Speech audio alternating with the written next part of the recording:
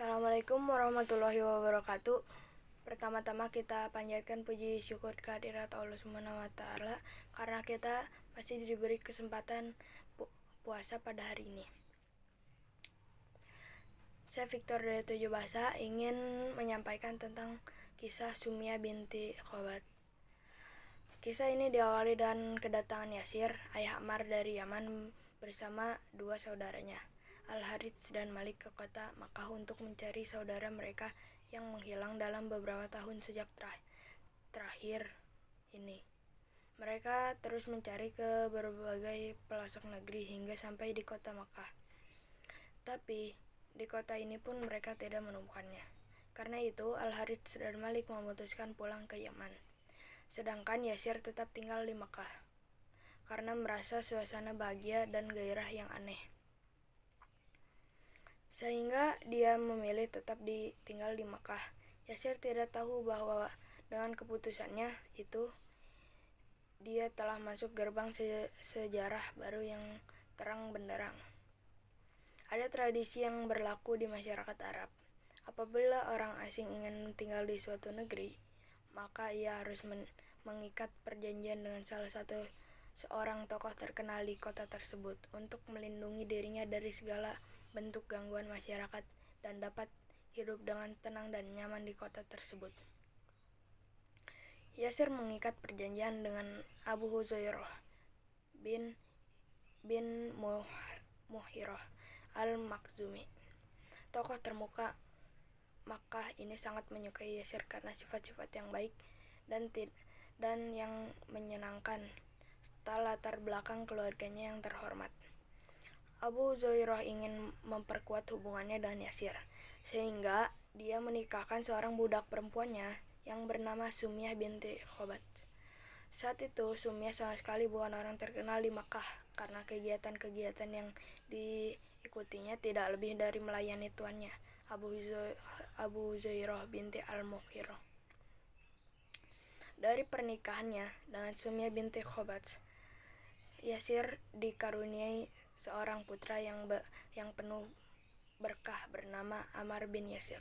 Semoga Allah meridhoi buah hati dan penyejuk mata mereka. Kebahagiaan mereka semakin sempurna ketika Abu Huzairah memutuskan untuk membebaskan Ammar dari statusnya sebagai budak.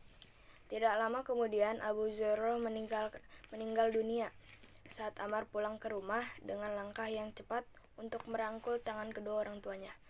Setibanya Ammar mengucapkan salam kepada kedua orang tuanya dan membacakan ayat-ayat Al-Quran.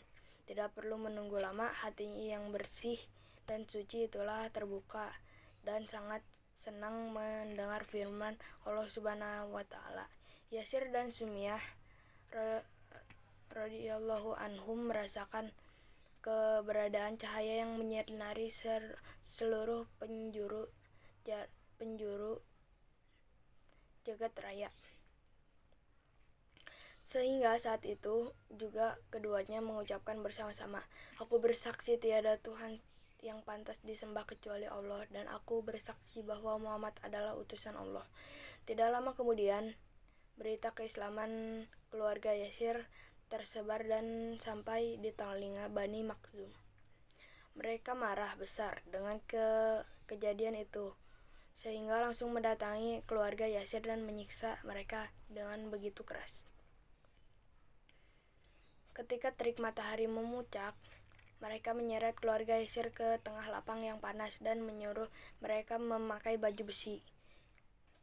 Mereka tidak diberi minum dan tetap dibiarkan terpanggang oleh sinar matahari.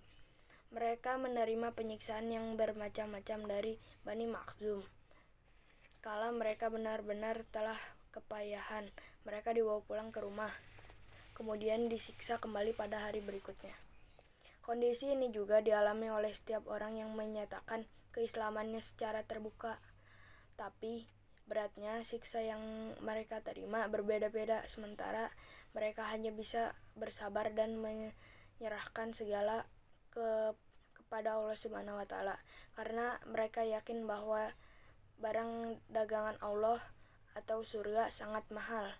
mereka harus mengorbankan jiwa dan segalanya yang dimiliki untuk mendapat hidup di surga. Sekian dari kisah Sumia binti Khobat. Dan ada satu pertanyaan, yaitu siapa yang menyiksa keluarga Yasir?